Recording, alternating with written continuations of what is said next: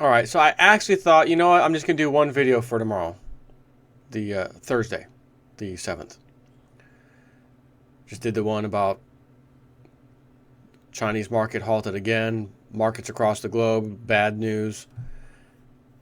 And then I saw an interesting article on Zero Hedge. This, if you don't think this big crash, this economic thing is coming, you're an artard. Brazil's Olympic Stadium goes dark over unpaid $250,000 electric bill. Now that, my friends, is an electric bill. And I know, I'm sure we all know someone who couldn't make their electric bill payment or got close or something, Somebody knows somebody who had a problem with their electric bill. As in not being able to pay it or scraping by to pay it. But Brazil's Olympic Stadium goes dark over unpaid $250K electric bill. This is so ironic for one reason. I was just talking about the Roman Empire. Oh my God, how does this damn Roman Empire keep coming up over and over and over again? Because history repeats, and there's a lot of good example material from the Roman Empire, and they did a very good job of keeping historical records. While the Roman Empire was collapsing, the sheeple Romans, citizens, were actually quite upset, not about anything else that was going on at the time, except we used to do these Colosseum events fairly frequently. Now it's recently gotten down to only one a month. And even more recently, it's one every 2 or 3 months. What the hell's going on? Where's our Colosseum? Where's our entertainment? And in Brazil, the stadium going dark, aren't Brazilians and, South Americans super duper into like soccer and things like that, and they need a stadium to play in? So I can see furious Roman Spanish-speaking citizens mad, soccer game can't play, stadium's down. Not what the hell's wrong with the country, we're collapsing. No, not that. Where's our soccer matches? You can see it. This is amazing. This is history repeating. 3 weeks ago, in dark days ahead, main power supplier for Brazil Olympic Games pulls out. We brought you the latest humiliation out of Latin America's EM darling gone bust, or emerging market gone bust. To be sure, there were already a number of concerns about the upcoming Olympic Games in Rio. For instance, last summer we learned that thanks to a lack of sanitation infrastructure, Olympic athletes are almost certain to come into contact with disease-causing viruses in the water. As AP reported, these viruses in some tests measured up to 1.7 million times the level of what would be considered hazardous on a Southern California beach. Hold on.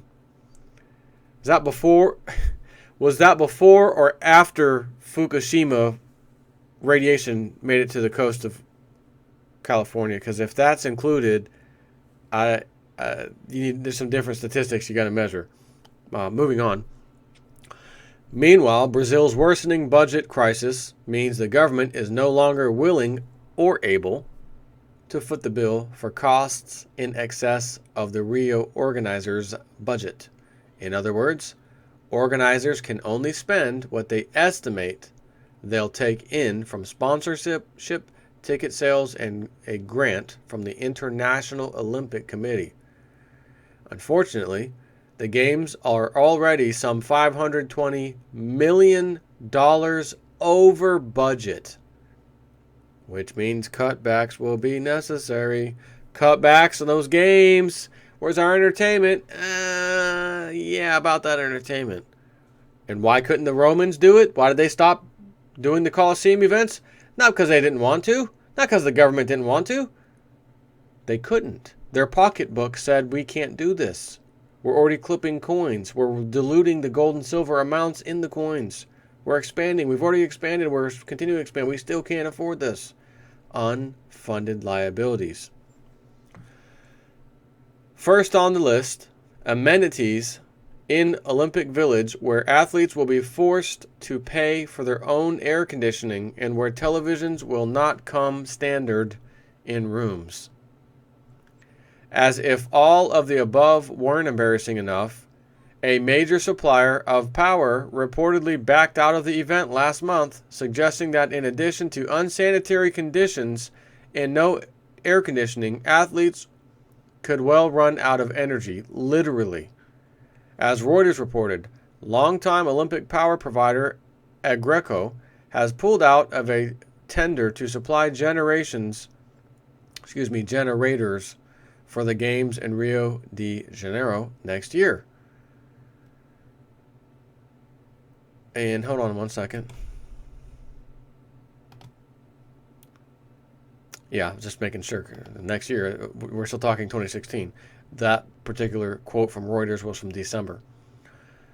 Dealing a major blow to organizers rushing to secure an energy source for the world's largest sporting event. And I'm going to tell you something at the end of this that keeps punching me inside my brain right now as I'm reading this. John Titor, time traveler, John Titor, Olympics, John Titor. We're going to get to that in a second. More worrisome is that the temporary power contract guarantees a stable and secure energy supply for international broadcasters. Interruptions in coverage mean lost ad impressions, and if advertisers and sponsors become concerned that Brazil will ultimately be unable to deliver, they could begin to rethink their commitment. Additionally, one has to wonder how long it will be before fans begin to rethink their plans to attend. After all, no one wants to go to an opening ceremony where the only light is the Olympic torch. I'm just going to say that was wrong. I read it, but that was wrong. The only light is the Olympic torch. This is funny. It's funny. But it's freaking serious. This isn't a joke. This is serious. Well, believe it or not, the track and field stadium for this year's games went dark on Monday due to unpaid utility bills. In a statement, the City Hall said Botafogo Soccer Club has been responsible for the utility bills since May 2015. But the club told AP in a statement that the city government owed it money to pay water and electricity bills. Yeah, hey, my name's Jason4. I'm responsible for all these bills, electricity and water. I got it covered. But this entity known as the government is paying me to do so. And as you will know, if this entity stops at any moment, I have to stop. So that's what that means. Government tries to say, well, they're responsible. But we're responsible as long as you're paying us to help pay the bill. The hell is this? So, quote, we have to find out who is responsible for the debt, the club said. We don't know. Well, gosh, who is responsible for that? Just out of nowhere, nobody knows? Last time I checked my last electric bill, I didn't have to wonder who the hell was responsible for it. My sorry butt was. And has been forever. And if all of a sudden I can't pay it, I don't just start saying, I've got to, excuse me, everybody, I got to determine who's responsible for my electric bill. Or, not my electric bill. The electric bill of this house that I'm living in. Like, I'm going to try to reword it to make it sound better. Yes, we have to find out because the bill is $250,000. The Brazilian website Globo Esporte, which is connected to the newspaper O Globo, said the unpaid bills totaled about 1 million reals, which is $250,000. AP continues, noting that apparently the lights have been out since last week while the water was cut off last month. The stadium is the home ground of Botafogo football. Or let me say it properly, football. Which was previously responsible for the costs of running the stadium, Sky News said. But this month, the club returned management of the arena to Brazil's government while preparations got underway for the Olympics. AP goes on to document the pitiable plight of the games organizers, many of whom are now unpaid volunteers who, in addition to not receiving a wage for their efforts, are actually forced to pay for their own accommodations while in Rio. So not only has the provider of auxiliary power pulled out of a tender for the games, the host city is now refusing to pay the light bill for a key facility. We wonder how long it will be before Brazil pulls the plug, so to speak, on the whole damn thing. End of that. Now, I was eating lunch today with my pal at work, my buddy Frank. And by chance, this conversation came up. Not this. I had no idea about this. But the Olympics. I say, yeah, it's 2016. And it's the Olympics are this year. Yeah, that's right. I said, every time I think about the Olympics, I always think about what old John Titor said, But if what he said was true with his timeline, the last Olympics, there would be no Olympics. That time frame already came and went. And we've had 2 Olympics since then. The summer and the winter. Actually, let's see. That's 2008, 9, 10, 11, 12. Hell, we've had 3 or so of them. But when that guy came out and said everything he said, and I can look back now at just a little distant history and see where things are heading clearly, just as easy as you can, I have to scratch my head and wonder, did he make these dates wrong for a reason, and they're really going to happen, and the timing was off or whatever? Because a lot of what he said actually has happened with things like CERN and China going into space, and some honestly some non-trivial kind of things. The big stuff, the important stuff, the scary stuff, none of that's happened yet. Talked about a problem with the presidential elections. Will be the stemming, or where the Civil War in America stems from. There's going to be a problem with the elections. Well, which, again, the time frame's come and gone. But when you look at what's happening right now with Donald Trump against Hillary Clinton, boy, oh boy, can you see this from a mile away, that there's going to be a problem with these elections in 2016, where someone's about to get screwed, and it's guaranteed to be you and I. And it might be because someone like Donald Trump, who's winning, somehow they steal it from him, or they kill him, or something. And then we have a problem on our hands in which the people said we've had enough. Making John Titor's statement true, just why did he throw it off for so many years? I would then ask if that's the case. But the other thing he said about the no more Olympics. The Olympics stop and there's no more for a good foreseeable future. Why would he even come out and mention, if this guy's nonsense and fake and just playing a joke on everybody, why would you even come out and mention something like that? And all his huge story. It's massive. His story is. What the hell would you have to even, why would you even add that? What purpose would it? Well, yeah, the Olympics are going to stop. And now I'm reading this stuff. I thought to myself, holy crap, as I'm reading this, are the Olympics about to get canceled? We're going to have a market crash, worldwide economic problem. If the Webbot's right, it's going to be April, May, whatever. Matter of fact, when are the actual Olympics scheduled for? That I do not know. 2016 Olympic schedule. Rio, of course. Excuse me. What is the actual date? This is posted way early.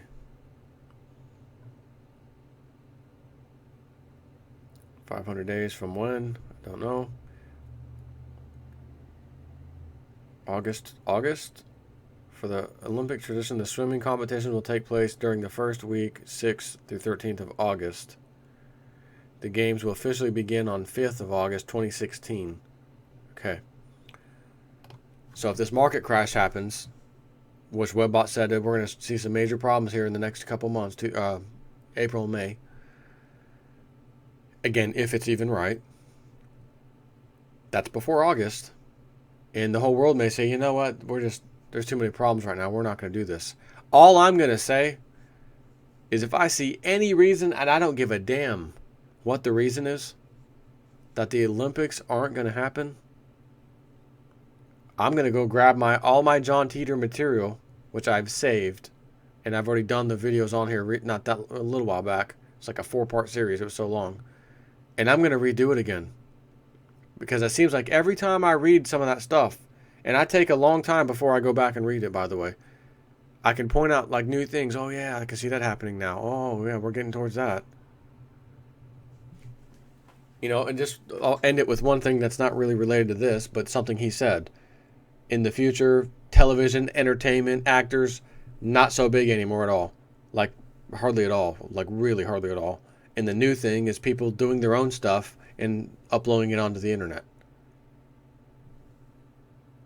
We're in 2016. I'm doing it right now as you watch this. It's been going on for many, many years. Prior to YouTube, this type of stuff wasn't going on, really. And now it's out of control. Everybody can upload to YouTube. There are channels out there that get more views than actors and actresses' channels of their own or stuff that they do. For God's sakes, I remember watching an Usher, you know, the music star or whatever. Usher, DJ's Got Us Falling in Love Again. Matter of fact, while I'm doing this, let me just check and see this because I can even show you this. Usher, DJ, Falling in Love. Vivo, that's his channel, has 160 million views, posted 5 years ago. Okay. YouTube, back there again. Minecraft.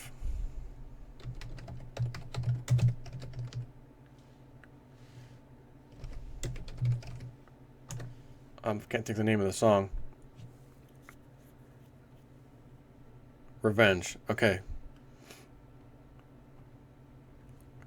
Posted 4 years ago. Alright, so let's go back. Usher, 160 million views on his own video.